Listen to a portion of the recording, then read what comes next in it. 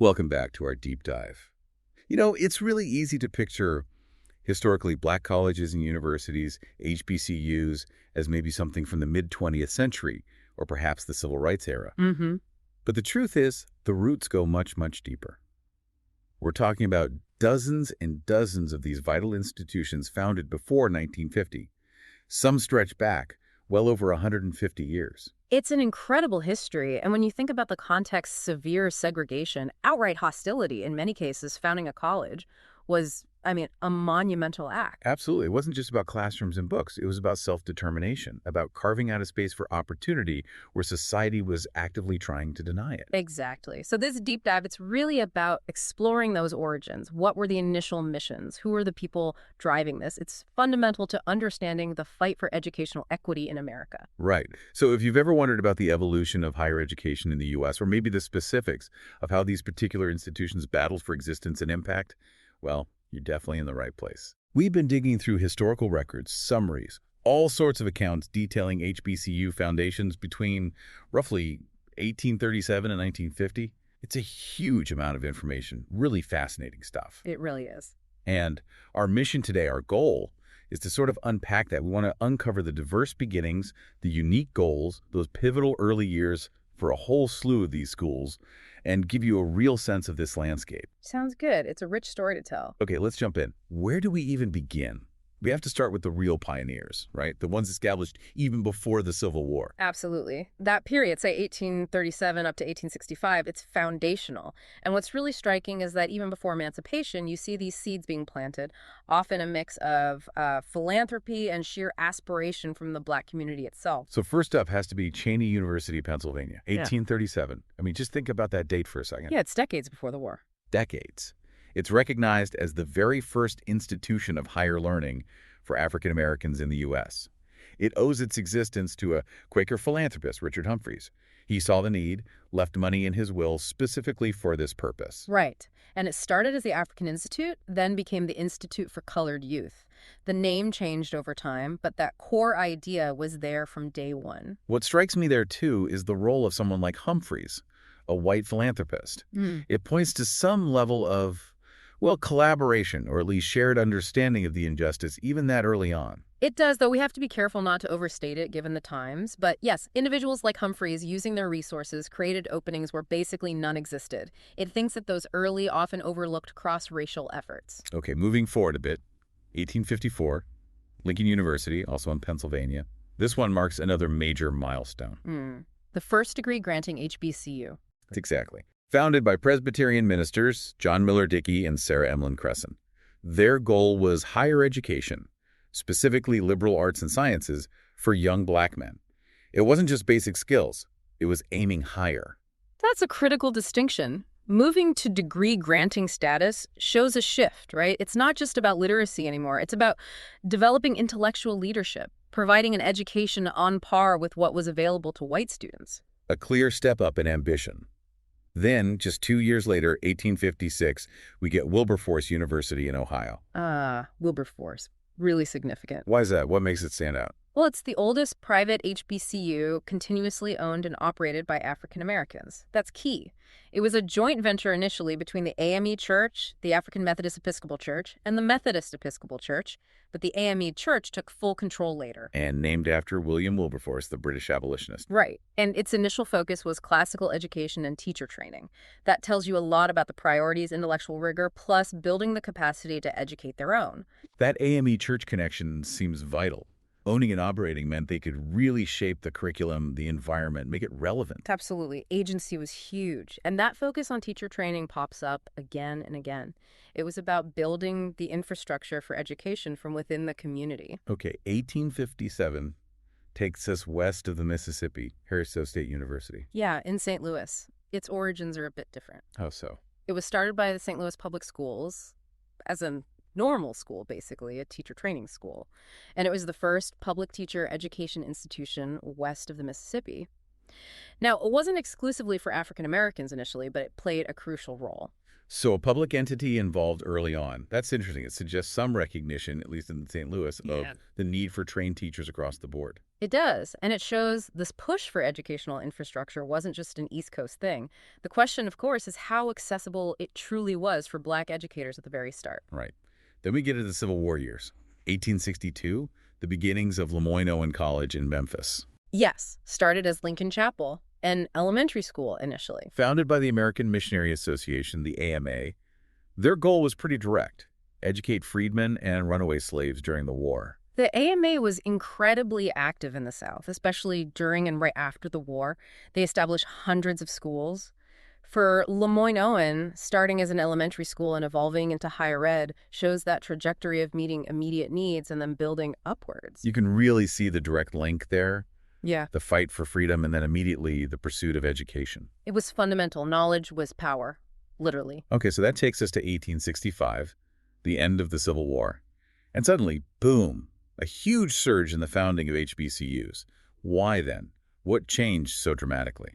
Well, emancipation is the obvious answer. Millions of people were newly free, and the thirst for education was overwhelming. After generations of being denied learning, it was seen as absolutely essential for, well, everything: self-determination, economic survival, participating in civic life. It was a powerful expression of freedom. Makes perfect sense. So who's leading this 1865 wave? Let's start with Bowie State University in Maryland. It's the state's oldest HBCU, and actually one of the 10 oldest in the whole country. And how did it start? As the Baltimore Normal School, again, that focus on teacher training, you see the pattern. Maryland needed Black teachers for its Black schools, and Bowie State stepped into that role right away. That teacher training focus. Mm-hmm. Why was it so consistently prioritized? Several reasons, really. One, the sheer numerical need for teachers in Black communities was enormous. Two, teaching was often one of the very few professional paths open to educated African Americans at the time. And maybe most importantly, training their own teachers meant communities could ensure education was culturally relevant, fostering pride, not just academics. Control over the narrative, anyway. Absolutely. Also in 1865, we have the roots of Clark Atlanta University. Now, the university itself formed from a merger later on, but the parent institution started here. Right. Atlanta University and Clark College, both trace back to 1865. And Atlanta University is particularly notable, isn't it? Yes, it was the first HBCU to award graduate degrees to African Americans. That's significant. Clark College, meanwhile, was founded by the Freedmen's Aid Society, focusing more on the undergraduate level. So right from 1865 in Atlanta, you have one institution aiming for graduate-level scholarship and another focused on undergraduate access. What does that tell us? It tells us the vision was broad even then. It wasn't just about basic literacy. There was an immediate understanding of the need for advanced scholarship, for leadership development at the highest levels, alongside the crucial work of providing foundational college education, a multi-pronged approach. Fascinating. And still in 1865, another huge one, Shaw University in Raleigh, North Carolina. Shaw has a massive claim to fame, the first HBCU founded in the South after the Civil War. Wow. Okay. Established as the Raleigh Theological Institute by the American Baptist Home Missionary Society. Right. And its early impact was staggering. They educated something like nearly 1,000 formerly enslaved people in just the first 4 years. Imagine the challenges, though, being the first in the post-war South. Oh, I can only imagine. Intense hostility, minimal resources, probably constant threats. Exactly. Building a safe learning space would have required immense courage from everyone involved: founders, teachers, students. It's hard to overstate the bravery that took. Incredible resilience. Okay, let's round out 1865 with Virginia Union University in Richmond. VUU was formed through merging earlier institutions, like the Richmond Theological Seminary, By its goal, to provide higher education in a specifically religious environment for the newly emancipated. We see this a lot, the strong connection to faith-based organizations. yeah, that religious underpinning seems almost universal Mhm. in these early years. Why was that link so strong? Well, practically speaking, churches often had the only existing infrastructure, buildings, networks, some level of organization that the Black community could readily access or control. Plus, there was a powerful moral and spiritual dimension. Education and faith were seen as deeply intertwined paths to upliftment and liberation. The church was the center of life for many. Right, it provided a framework, a support system, when society offered little else. Precisely. Okay, so the Civil War ends and the floodgates open. Let's move into that next decade, 1866 to 1875. What are the key trends we see? We see continued rapid growth, absolutely, but also maybe a bit more diversification. Institutions are solidifying, expanding beyond just teacher training or theology, forging distinct identities. Makes sense. Let's look at 1866, Edward Waters University in Florida. Founded by the AME Church. It holds the title of Florida's first HBCU. Specifically created to educate freedmen and their children, and that AME affiliation continues right to this day. It really highlights the long-term commitment of denominations like the AME Church. They weren't just starting schools, they were investing for generations. It provided stability and a guiding ethos. Also, 1866, very famous name, Fisk University in Nashville. Ah, Fisk, yes. Established to educate newly freed slaves, named for General Clinton B. Fisk of the Freedmen's Bureau. And it developed into a top-tier liberal arts institution. But everyone knows Fisk because of Fisk Jubilee Singers. Exactly. Their story is incredible in its own right. How important were groups like the Jubilee Singers for these early schools? Was it just about music? Oh, it was far more than just music. They were absolutely critical for fundraising. They toured the U.S. and Europe, raising enormous sums, essentially saving Fisk and other institutions from financial collapse. But they were also cultural ambassadors. How so? They introduced white audiences nationally and internationally to the dignity and artistry of Black spirituals and music. They challenged racist stereotypes and raised awareness about the very existence and purpose of these new colleges. They were powerful advocates. Wow. Fundraising, ambassadorship, cultural preservation, all through music. That's amazing. It really is. Okay, another 1866 founding, this one with a unique origin story. Lincoln University in Missouri. Yes, this one is remarkable. Founded primarily by African-American soldiers, veterans from the 62nd and 65th United States Colored Infantries of the Civil War. Soldiers pooling their money to start a school. Exactly. They started it as the Lincoln Institute. It's just an incredible example of self-reliance and foresight.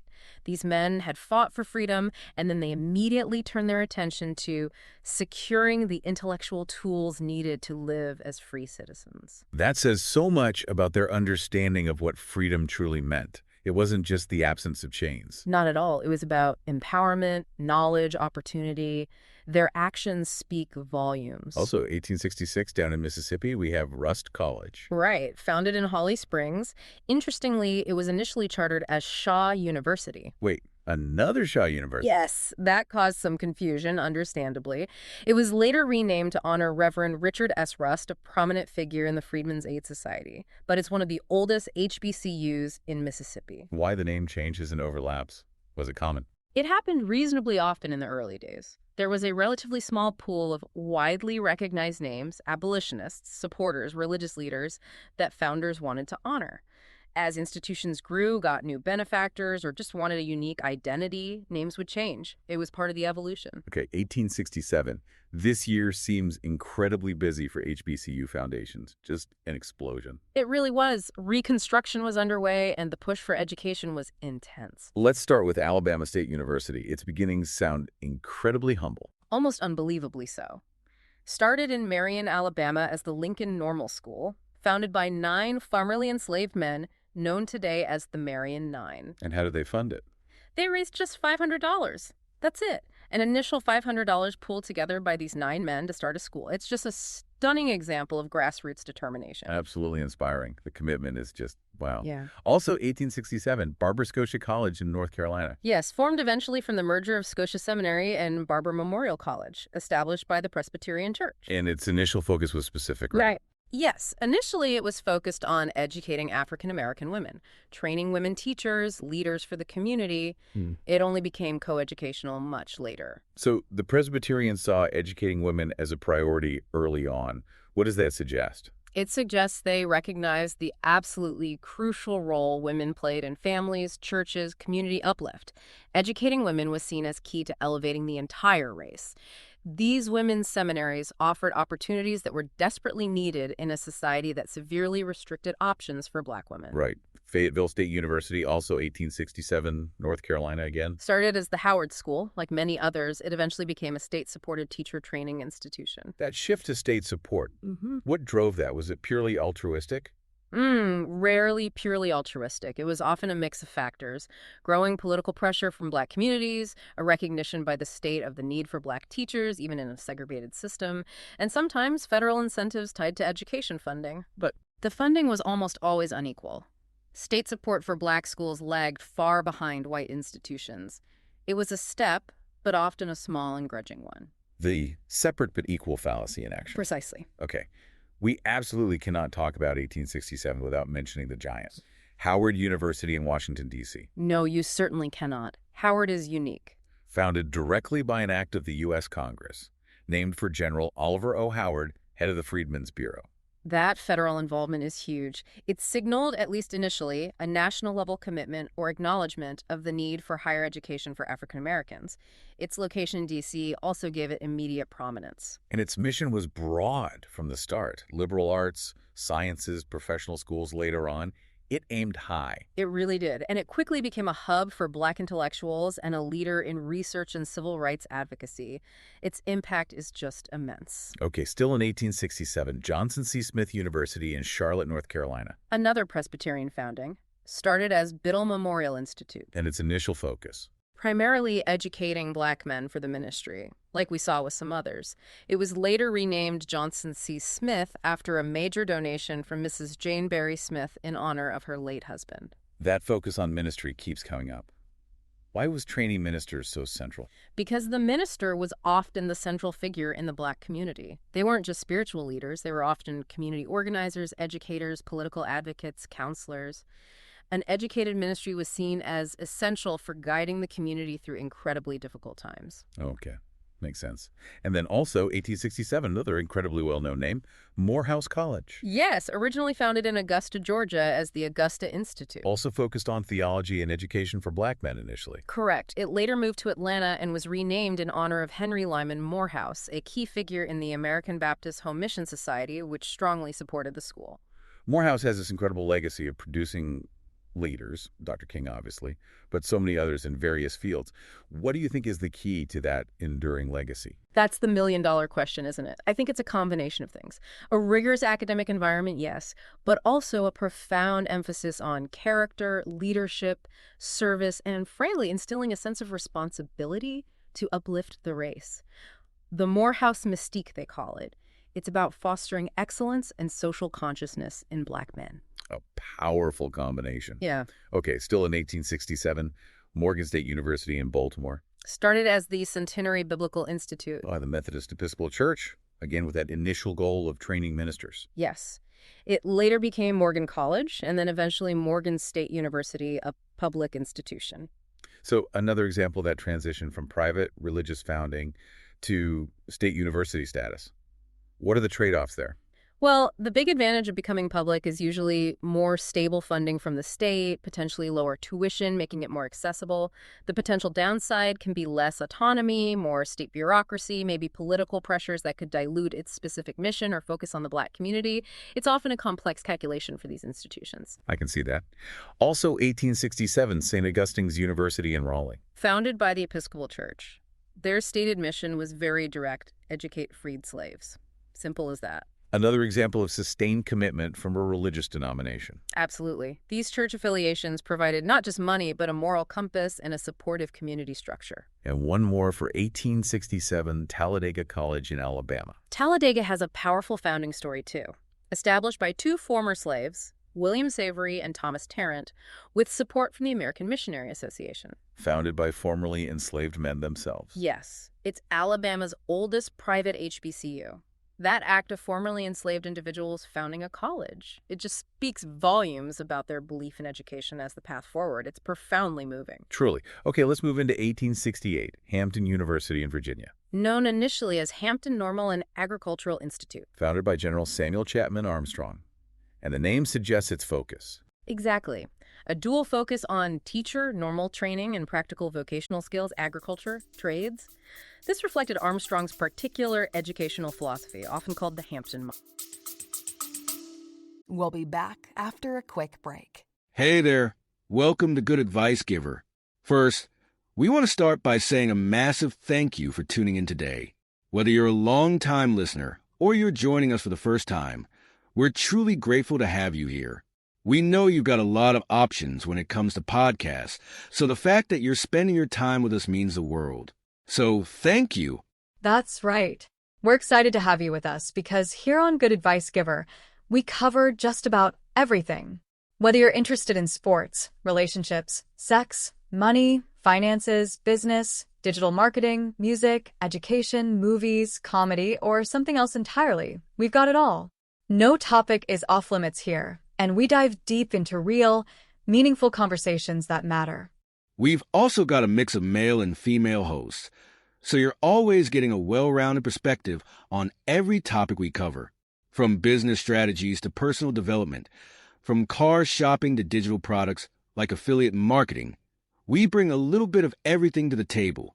Our goal is to offer advice, insights, and some laughs along the way to make sure you feel welcome and engaged, no matter what brought you here. And it doesn't stop there. We're not just about giving great advice, we're about action. On this podcast, we even sell products and services we believe in, from affiliate marketing opportunities to cars and more. So whether you're looking to boost your business or find practical ways to improve your everyday life, you're in the right place. As always, we want you to stay connected with us. Be sure to download this episode so you can listen anytime, anywhere, whether you're commuting, working out, or just relaxing. And while you're at it, follow us on social media. We're on Instagram, Facebook, Twitter, you name it. That's the best way to stay in the loop for upcoming episodes, behind-the-scenes content, and even giveaways. And don't forget to subscribe to our YouTube channel. We're posting extra content there, including video podcasts and deep dive discussions you won't want to miss. Be sure to like, comment, and subscribe, and let us know what topics you want to hear more about. Lastly, check out the link below in the description for exclusive offers, resources, and more ways to connect with us. We're here for you, and we can't wait to bring you more valuable content. Thanks again for tuning in to Good Advice Giver. Let's get started. Why that emphasis on vocational training alongside academics? Was that common? It was a significant model, yes, though sometimes controversial. The idea was practical skills were essential for economic self-sufficiency for newly freed people. Agriculture and trades offered immediate pathways to earning a living. The debate was sometimes whether this emphasis came at the expense of a more rigorous liberal arts education.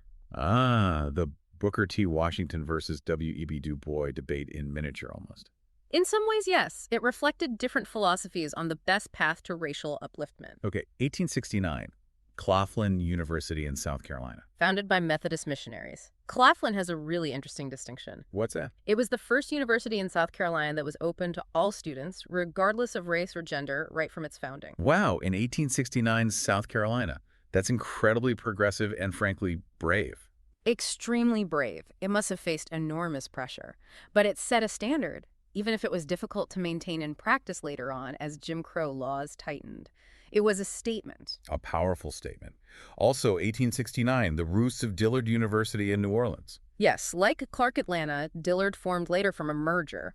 The predecessor institutions, Straight University and New Orleans University, both got their start around 1869, both with strong church affiliations. Why merge later on? What's the typical driver? Often it's about consolidating resources, strengthening academic programs, maybe achieving greater financial stability.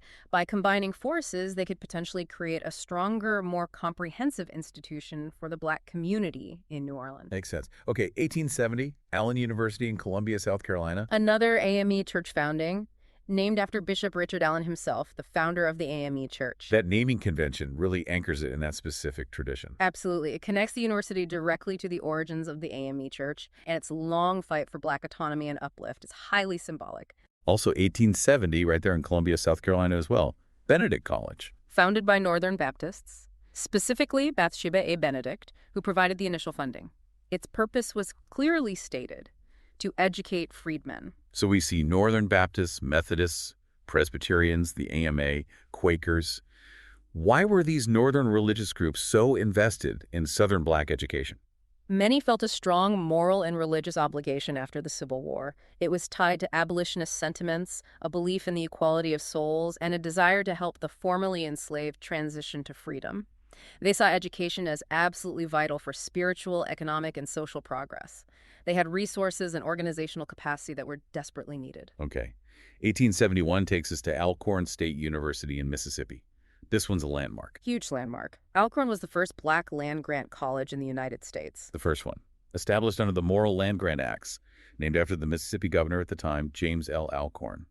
What did being a land-grant institution mean practically? It meant access to federal land and funding, specifically directed towards teaching agriculture, mechanical arts, engineering, and military science, alongside other studies. For Black communities in the agrarian South, this was potentially transformative. It provided public resources for practical education vital for economic development. But there's a catch. Right, always a catch. While the Second Morrill Act required states to either admit Black students to existing land-grant schools or establish separate ones, which is what usually happened, the funding for these Black land-grant institutions, the 1890s institutions as they're often called, was consistently and dramatically less than their white counterparts. Separate, but deeply unequal. So a crucial step, but still within that unequal system. Exactly. 1872, Paul Quinn College in Texas. Founded by AME church preachers, started in Austin, later moved to Waco, and now in Dallas, again focused on educating freed slaves and their children. The fact that it was preachers who founded it really highlights that integration of roles we talked about. Yes. Religious leaders were community leaders in almost every sense. They saw a need for education, and they took the initiative, often with very few resources beyond their faith and determination. Incredible. 1873 brings us the University of Arkansas at Pine Bluff. Started as Branch Normal College. As the name suggests, it was established as a branch of the main white Arkansas Industrial University, specifically for training Black teachers. Another example of the state creating a separate institution. Yes, it became a land-grant institution later under the 1890 Act, similar to Alcorn, but its origin as a branch underscores the segregated approach. Also, 1873, Bennett College in Greensboro, North Carolina.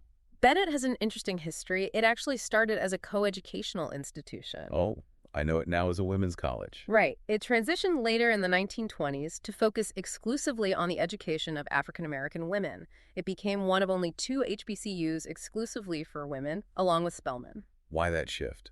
What led Bennett to focus solely on women? It likely reflected a specific vision about the need for a dedicated space to cultivate the leadership and intellectual potential of Black women. In a society rife with both racism and sexism, creating an environment tailored to their needs, free from the specific dynamics of coeducation at that time, was seen as crucial for empowerment. A space for them to thrive without those additional pressures. Exactly. Okay, rounding out this period, 1875, Alabama A&M University. Founded as the Colored Normal School at Huntsville. And the founder's story is remarkable. Who was it? Dr. William Hooper Council. A former slave himself, he became its first president. Former slave founding what would become a university. Yes. And he successfully lobbied for it to become a land-grant institution as well. His leadership and vision overcoming his own past under slavery is just another testament to the incredible drive behind these schools. Absolutely profound. So as we move past 1875 into the late 19th and early 20th century, say up to 1950, what changes do we see? We see continued founding, though perhaps the pace slows slightly compared to that immediate post-Reconstruction boom. We definitely see more state-supported institutions emerging, often growing out of normal schools or high schools. The land-grant movement continues to shape many HBCUs. And maybe a broadening of focus beyond just theology and teaching. Yes, more emphasis on liberal arts, sciences, and increasingly specific vocational and technical fields beyond the initial agricultural and mechanical focus of the land-grant schools.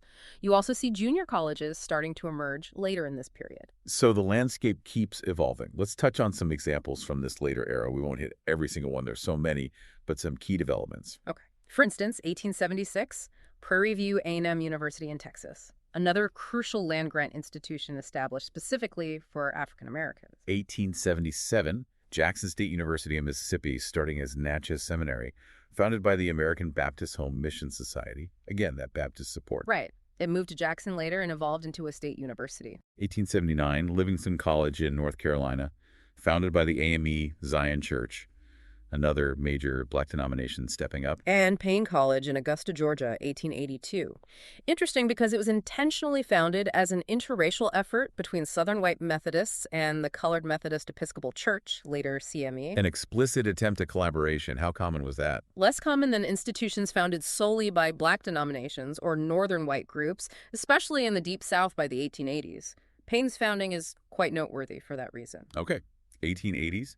Spelman College, 1881. We mentioned Bennett earlier. Spelman is the other historically Black college for women. Yes, started as Atlanta Baptist Female Seminary, received crucial early funding from the Rockefeller family, hence the renaming to honor Laura Spelman Rockefeller. Like Bennett, it focused on providing rigorous academic and leadership training for Black women. And Tuskegee University, 1881 in Alabama, founded by Booker T. Washington. Tuskegee is hugely significant, embodying Washington's philosophy of industrial education, self-help, and vocational training as the primary path to Black advancement, very much in the Hampton model tradition, but arguably even more influential under Washington's leadership. That emphasis on industrial education was central there. Absolutely. Agriculture, trades, domestic science, practical skills for economic independence. Then you have schools like Kentucky State University, 1886, Virginia State University, 1882, Florida A&M University, 1887, all starting around this time, often as normal or agricultural mechanical schools, frequently with state support and land grant status. Exactly. The state role becomes more prominent, especially with the requirements of the Second Morrill Act in 1890, pushing for the creation of these separate land grant institutions if states wouldn't integrate. And into the 1890s, schools like North Carolina A&T State University, 1891, Delaware State University, 1891, South Carolina State University, 1896, Savannah State University, 1890, West Virginia State University, 1891. A lot of state-supported, often land-grant institutions founded in this decade. Yes, the 1890s were a key period for the establishment of the 1890 institutions, the historically Black land-grant universities. It really solidified that parallel system of higher education in many southern and border states. Moving into the early 20th century, say 1900 to 1950, we still see foundings like Elizabeth City State University, 1891, but developing significantly later, Grambling State University, 1901, starting as a private industrial school, North Carolina Central University, 1910, founded by James E. Shepard as a private institution initially, Tennessee State University, 1912, state-funded normal school. Right. Many institutions founded in this period started as normal schools or even high schools and gradually evolved into four-year colleges and universities over several decades. The path wasn't always direct. And you also start seeing some junior colleges emerge that later gain HBCU status, focusing often on vocational or technical training, like Coahoma Community College, 1949, or Gadsden State Community College's Valley Street campus, 1935 origin. Exactly. The landscape becomes more diverse, with different types of institutions serving different needs within the community, from two-year technical programs up to graduate and professional schools at the larger universities. It's just an incredible sweep of history. Nearly 115 years from 1837 to 1950, just packed with the creation of these institutions against incredible odds. It really is. When you lay it out like that, the scale of the effort is breathtaking. So looking back over this whole deep dive, all these foundings, these stories, what are the big takeaways for you? What really stands out? I think first, the sheer resilience and the unwavering belief in education within the Black community itself. From formerly enslaved individuals pooling pennies to soldiers founding schools to established churches making it a central mission, that internal drive is the core story. Yeah. Second, the absolutely critical role of allies and institutions, religious denominations, both Black and white, philanthropists, the federal government, however inconsistently, in providing resources and legitimacy when they were desperately needed. Right. It was often a combination of internal drive and external support. And third, the diversity of missions. Yes, teacher training and theology were crucial early on, but it quickly expanded to liberal arts, sciences, agriculture, trades, graduate studies, women's education. It was about building a comprehensive educational ecosystem. That diversity is key. It wasn't monolithic. And for you listening to this, maybe the aha moment is just realizing the depth and breadth of this history. It's not just a handful of famous names. It's a vast network built over generations, often in the face of unimaginable adversity. Absolutely. And understanding that history is crucial for appreciating the legacy. These institutions weren't just schools. They were incubators of leadership, engines of social mobility, preservers of culture, and vital centers for the civil rights movement and beyond. Their contribution to American society is profound. It truly is. Their continued existence and importance today is a direct link back to those founding principles. So, maybe the thought to leave you with is this. Considering these origins, born from struggle but fueled by an incredible vision for a better future through education, what does the continuing story of HBCUs tell us about the enduring power of knowledge and the ongoing work needed to achieve true equity in our society today? And how might the lessons from their founding inform how we think about access and opportunity in higher education for all students now? Powerful questions to ponder. Their history is not just history, it's a living legacy with lessons for today. Today is your lucky day. Today is the day that our $3 website works for you, paying you directly to your PayPal daily. Imagine $3 ongoing continuous payments to your PayPal account. Imagine falling asleep and waking up to $300 in your PayPal account. How would this make you feel? How could this help you? What bills could you pay? What kind of fun could you have? What does that retirement look like now? All for a one-time payment of $3. This website is DFY done for you, fully built and completely hosted, and never stops collecting payments for you. You have spent $3 on coffee on a regular, but that coffee won't help you create multiple streams of income. Click the link below.